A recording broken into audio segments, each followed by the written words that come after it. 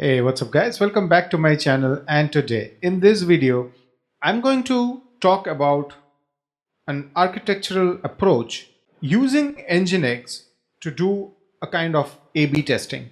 This approach is, from time to time you must have had this requirement where you want to take the user through a different journey based on certain criterias, and especially if you are working with a marketing team who are running all kinds of ads and campaigns and everything, you would have come across a situation where they would say that based on certain marketing parameters or certain conditions on how the website is being presented to the user, or rather how the user has started the journey, does dictate what content to show, what content blocks needs to change, so on and so forth.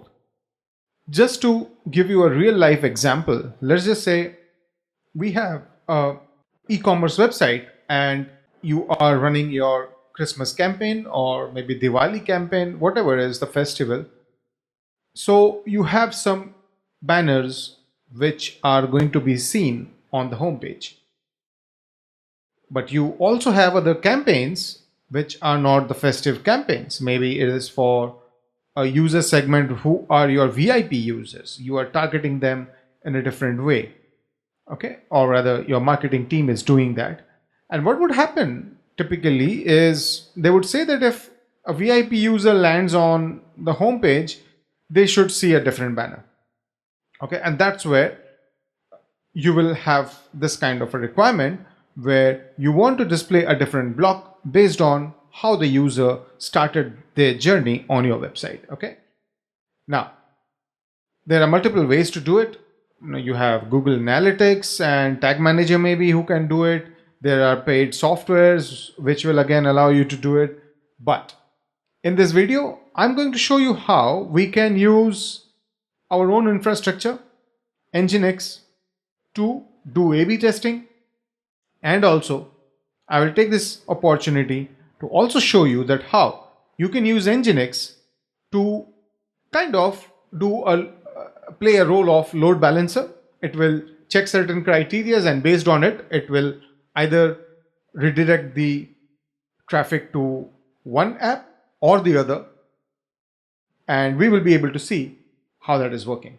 Okay, so let's see the demo first. Let's just try and visualize that these are two different pages. Okay, and a user can click on any of this button to land on your page.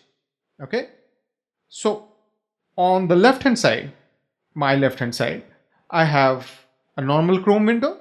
If you see, this is not incognito. I have my profile over here, and this is an incognito window. Now I'll click on visit blog. Okay, it says blog reader. Welcome curious reader, you found us through our blog. Fair enough. Served by app A, variant A. Okay, now let me click visit from LinkedIn. Now this has a different color. First of all, it says LinkedIn visitor, so it did change certain things. Welcome professional, so again very different content. See what we offer, and served by app B, variant B. You will see both are running on localhost 8080. Okay, it's not as if they are being redirected to a different code base. So both of them are on port 8080, but they have a different messaging. And this is what makes the difference. What we can say is, let's say this entry point, visit from blog, is actually a link of my website from someone else's blog. Maybe it's a referral link, and when someone is coming to my e-commerce website from a referral, I want to show something else, and maybe this is something else, right? And that's where we are able to understand the user's journey, and based on that we are able to act. Now if you see our product takes you here, product.php, see what we offer. Again, takes you to product.php, but obviously a different messaging. Now, so you understand how I have very clearly decided what to show, what is the theme based on how the user journey started.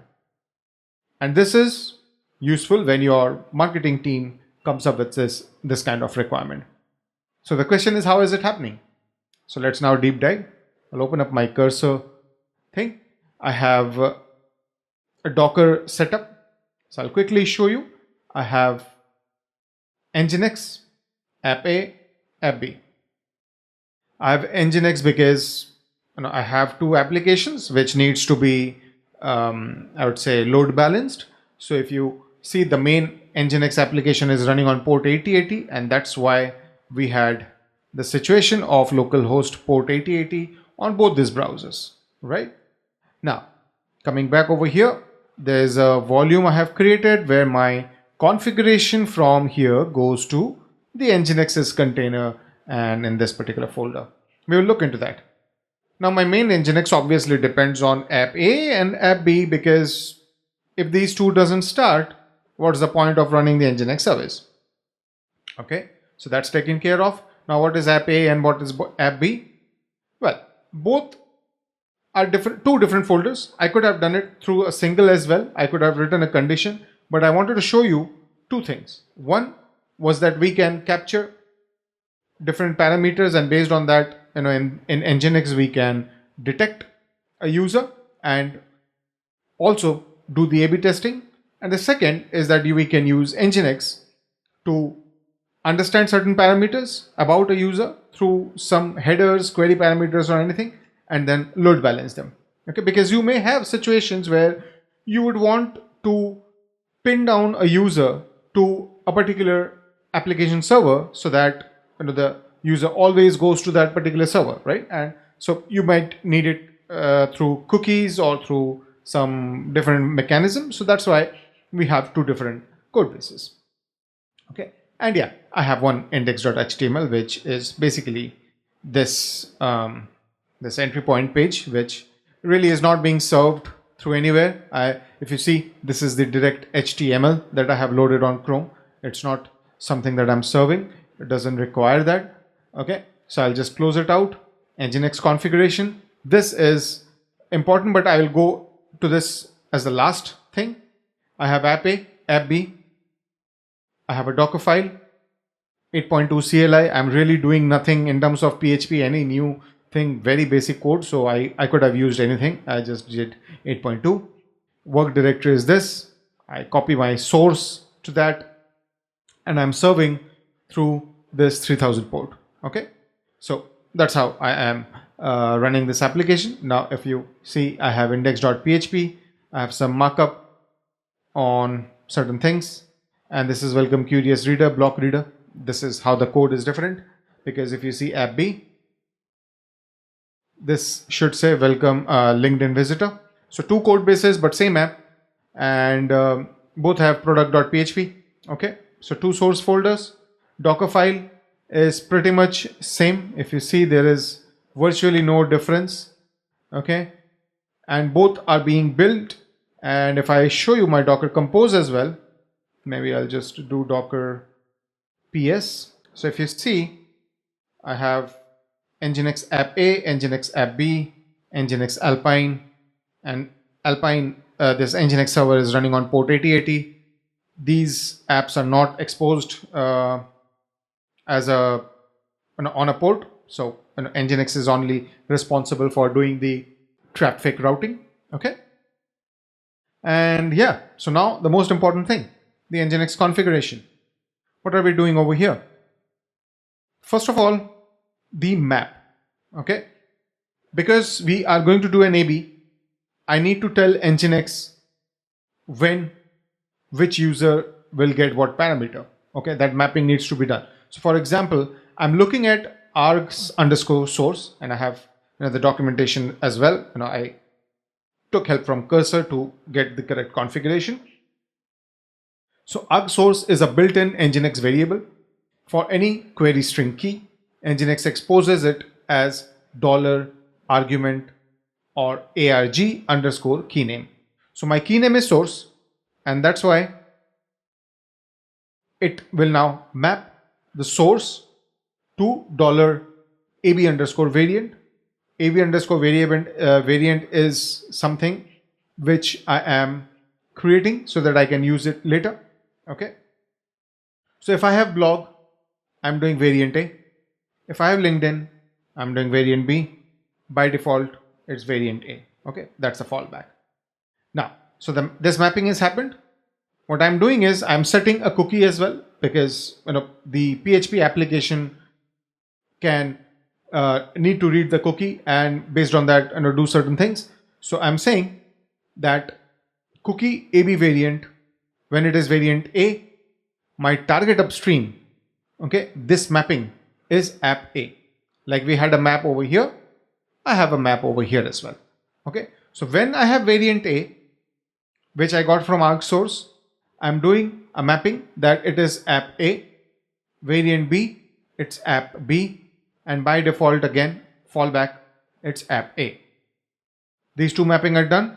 Because I am running two different apps, app A and app B, I am exposing both of them on port 3000, and both of them are working as an Nginx upstream, because Nginx is the load balancer and we have two different servers in below the Nginx thing. So 3000 port A, port app A, 3000 port app B, both are the app I would say upstream for Nginx there, where it can divert the request.